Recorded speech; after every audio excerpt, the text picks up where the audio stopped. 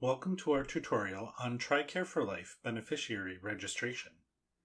In this tutorial, we will show you how to register a beneficiary user account on TRICARE4u.com.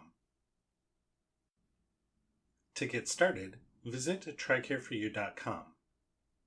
All service members and their eligible family members are beneficiaries, so you can click the rectangle that says Beneficiary to be taken to the login registration page. Please have your military ID available for the registration process.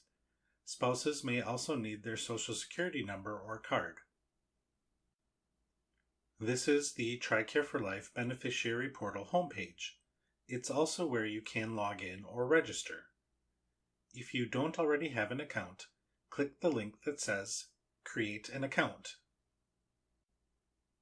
Before you begin registration, you may want to double-check your legally recorded information on the Defense Enrollment Eligibility Reporting System, or DEERS. This is important because clerical errors or discrepancies in name and date of birth may cause an error when creating your account. TRICARE4u records and DEERS records must match to successfully register and apply your TRICARE benefits. On this screen, you will enter the sponsor's Social Security number and your relationship to the sponsor. If you are the sponsor, enter your Social Security number and select I'm the sponsor from the drop-down menu. On this next page, there is an option to enter your Department of Defense Benefits number, or DBN. If the system can locate your DEERS record by this DBN, it will automatically populate the next page for you. There are newer military ID card samples provided to help you find where the DBN may be located. If you do not have a newer military ID with your DBN, or if the system failed to identify your DBN, don't worry. You can still continue with the registration process. If you do not have your ID, do not know your DBN, or if you get an error message, click the I don't have one button and then the Continue button. On the About You page, you must enter your legal details as they are recorded in DEERS.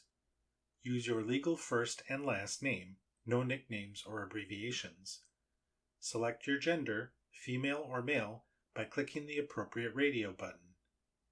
Your phone number is optional on this page, but will be required later. If you are not the sponsor, enter the last 4 digits of your Social Security number. Finally, enter your date of birth using the drop-down menus. When you're finished, click Continue.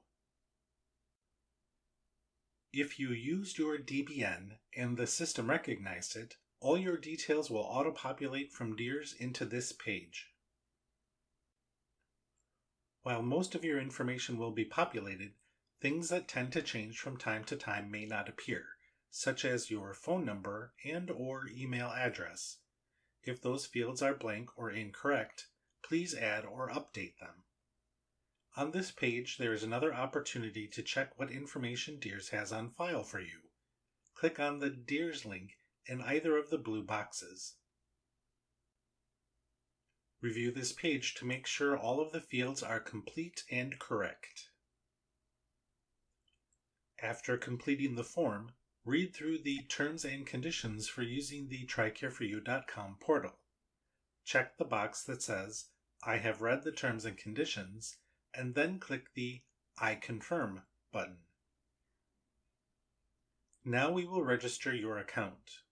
For this tutorial, we will break the steps into 3 parts, but the actual registration is on just one screen. First, let's create a web login. Enter the username you want to use every time you log in. Your username must be at least 5 characters long, but no more than 20. Once you register your username, you cannot change it. Next, you'll set up security challenge questions and answers.